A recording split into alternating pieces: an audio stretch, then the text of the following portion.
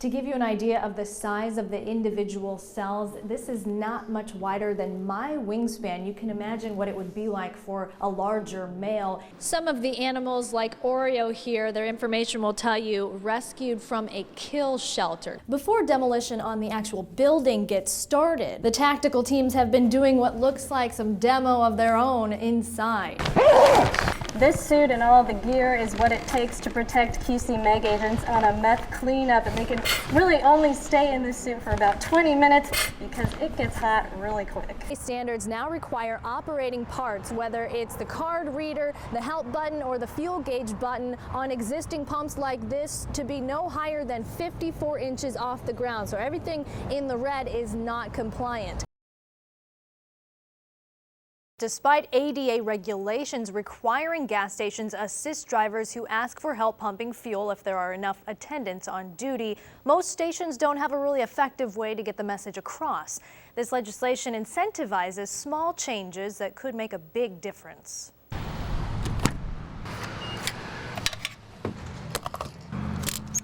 It's something most drivers do regularly without much thought or trouble. But to some, like Gary McDermott of Clinton, refueling his van requires some assistance. Driving's the easy part. You know, I had to learn how to use adaptive driving equipment. But when you get to a gas station, there's no adaptive equipment to get gas. He became disabled more than 40 years ago after a diving accident. For years, he's been advocating for better accessibility at the pumps. There's people having troubles all over the country. McDermott helped write legislation recently passed by the Iowa Senate, spelling out changes that some gas station owners, like Pat Detterman, are starting to make on their own. Now they have a spot they can go to, one or two, push the button. Somebody will come out and help take care of them. A large call button that can be pushed with a closed fist and lets attendants inside know. Customer needs assistance.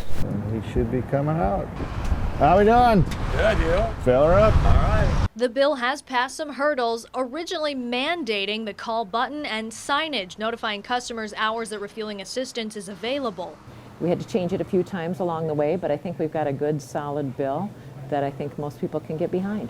Instead, requiring it for new builds or when upgrades are being done at stations with more than 2 workers, and offering tax credits to those that make the change either way. I think some of it's, you just don't think about it. But for McDermott, it's something always on his mind, and he'll continue to encourage others to get on board. Everyone knows somebody who's disabled in some regard. In Clinton, Bailey.deitz. We take one day at a time. KWQC TV6 News.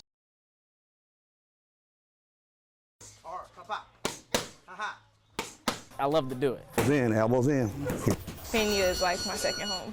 Young fighters training hard like they do on a daily basis. Right hand, right back. Here at the Davenport Boxing Club. They shuttle box, hit the bag. Because they want to be. I teach a little discipline, and also we're family. And we all get along with each other. We would do anything for each other. From all walks of life, as young as 6 years old, many who especially need a positive place like this. Yeah, it just keeps you out of trouble, keeps you off the streets, and it's like really good.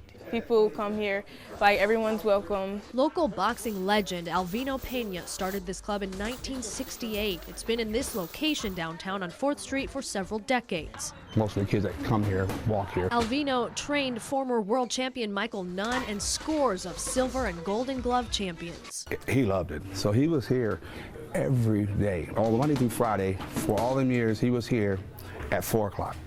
He never missed. Patrick, his son, has been running the gym ever since Alvino passed last March. Close to a year after his death, the club learned it would no longer be able to use this space. So we got to find a place to go. He says the building's owners sold the property to a company planning to turn it into apartments. We got to like July 6th. Just over 2 months. But the club and its members say there's no way they're throwing in the towel. No, you're not going to get this anywhere else. I mean, it's here. The search is on to find a new home, ideally in the same area. With several big summer tournaments approaching, Patrick says class will continue. Oh, I'm just going to keep it going, no matter what. Even if it comes down to putting the equipment in storage and working out in the park. I don't know what I would do without it. It don't have to be a building, it could be a room. Fighting to save the program and fighting to keep the legacy of a local boxing legend alive. Good job.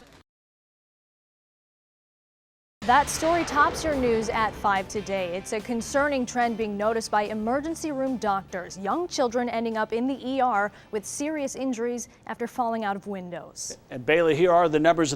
An update on a story we brought you last week. Another arrest has been made in the case of a robbery of a Davenport credit union last Friday. 42-year-old Adrian Lomas was arrested at a hotel in Moline. He's charged with first-degree robbery after he and another suspect allegedly showed tellers guns and demanded money. Lomas is currently in custody in Davenport.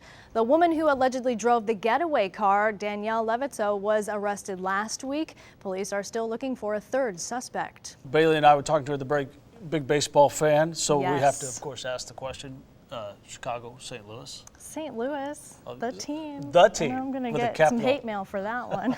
Well, you know, there are a few things more nostalgic than baseball here in the Heartland. And that's why this weekend more than 11,000 people are flocking to Dyersville, Iowa to celebrate the 25th anniversary of the Field of Dreams movie.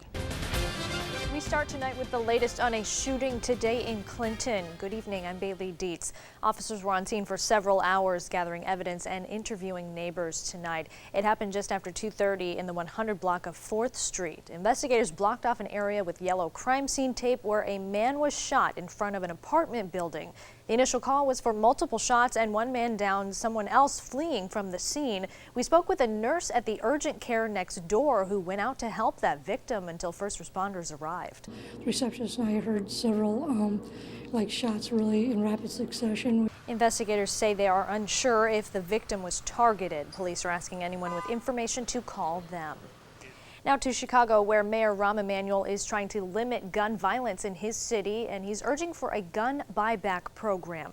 Fox's Elizabeth Matthews has the story. And I'm Bailey.deitz. All right, so definitely some improvement in the temperatures from yesterday, but I feel like we had no choice. Yeah, we're not minus 22, so we can be happy, Greg. 30-degree run between yesterday morning and this morning. It's crazy. Wow. I'll take every degree we get. Davenport's old warehouse district could be closer to a total transformation today as city leaders will vote on one of the last projects expected for the area. KWQC's Danielle McCarthy joins us, and Danielle, we're looking at more lofts going in there. Tonight, Davenport City Councilman. Danielle, thank you. The city says developers for this last loft project would like to start work on it this summer. Davenport city leaders will meet tonight at 5:30 in council chamber. It has been a week since this train derailment in Galena. Last Thursday, 21 rail cars carrying crude oil left the tracks. 5 of them caught fire. Trains are now running here again. The EPA still has people on site. They've removed about 140,000 gallons of oil so far. There are several rail cars still at the site and a few still contain oil. They're still removing oil from those remaining tanker cars so that crews can get the cars out. Now, data provided to the state by railroads show few crude oil shipments moving by train through the Quad Cities, but large amounts of ethanol are moved along tracks cutting through the metro. Davenport is particularly vulnerable. A stretch of track carrying ethanol trains runs past City Hall, the jail, the police department, and the county's office building. Well, a whole lot of clowning around as hundreds of clowns converge in Mexico City. It's a 20th annual International Clown Convention. They come from a number of places around the world, picking up skills and skit ideas to take home to their fans. The funny entertainers are also taking part in seminars and workshops, so it's not all fun, right? Yeah. Those are designed to help them stock up on the latest, best gear available in the industry, like, I don't know, balloons, things like, I don't know. Sure, wigs, noses, big floppy shoes. Yeah, things like that. Look at all of them. All the bright colors, the different faces. Wow, I hope you're not scared of clowns. Sorry about that. For some people, that's the stuff of nightmares I know. right there. Sorry. Thanks for joining us. Have a good night.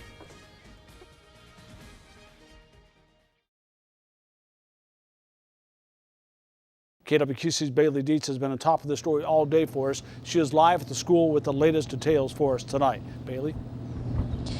Gary, students from Hayes Elementary are home tonight. Parents still wanting answers of what's a very serious privacy issue involving young children. We got a recent tally. Take a look at this. $29,272 so far, and that's just at our station here today. And this is really a community-wide effort. But keep in mind, you can still park in one of the 3 downtown parking ramps for free during a snow emergency. And just just look at the line of dump trucks we have out here right now. They're waiting and ready to fill up with snow and get it out of the downtown. They've got a lot of work ahead of them tonight. We're live in Davenport. Bailey.deitz, KWQC, TV6 News.